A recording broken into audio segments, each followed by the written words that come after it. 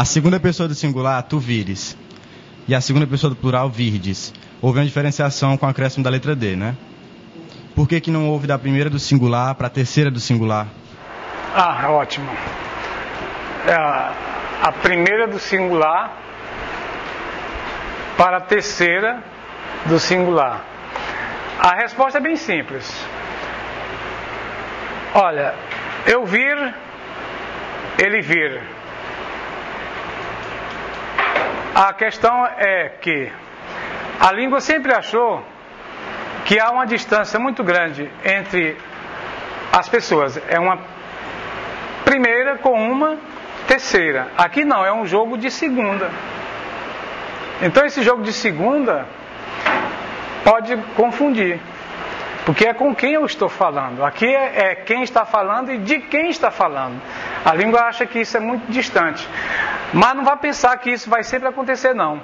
Porque em alguns momentos há necessidade de fazer uma diferenciação entre a primeira e a terceira. Veja que isso vai acontecer no próprio pretérito perfeito. Se eu dizer assim, eu fiz, tu fizeste, ele fez. Nós acabamos de mostrar que há uma diferença bem curta entre o é e o i. E olha aí a diferença, bem perto. Porque poderia ser igual, né? E não foi. É o seguinte, ali é viram, né?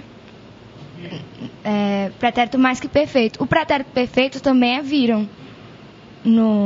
Por que não teve nenhuma mudança nem nada? Ficou a mesma coisa nos tempos.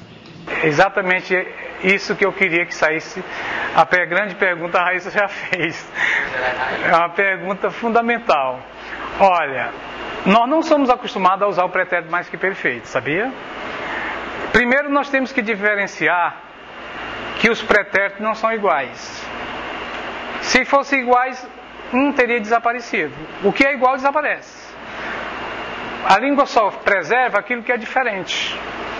Então, viram ali é do verbo ver. Mas ele vai ficar igual a muita coisa, até o verbo virar entra no meio. Presente indicativo, terceira pessoa do singular. Eles viram, do verbo virar. Então, o que vai me dizer a ideia do verbo? É a frase. Aí nós temos uma coisa chamada contextualização.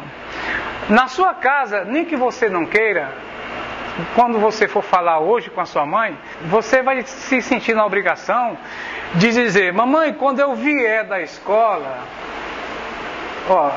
a senhora prepare meu jantar mais cedo. Quando eu vier. Agora você, quando vai falar, você viu que eu disse vier por quê? Eu vim, tu vieste. Então você falou correto. Mas olha quando você vai usar o verbo ver. Maria, quando eu ver o João, não é quando eu ver o João, não, é quando eu vir o João. Por isso que isso é cobrado no vestibular. Então nós temos que ter cuidado com essas coisas iguais. O verbo vir, as pessoas têm dizendo assim,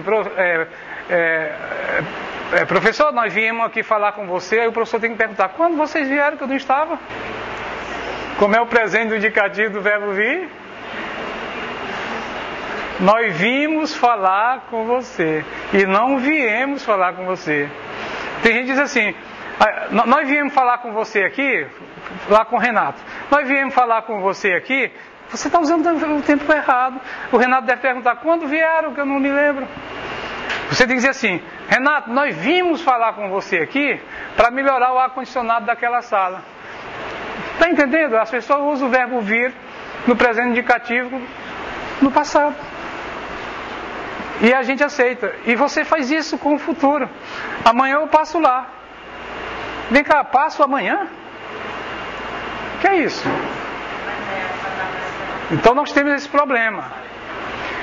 Falar corretamente, vão dizer que você é boba. Esse é o problema, Raíssa.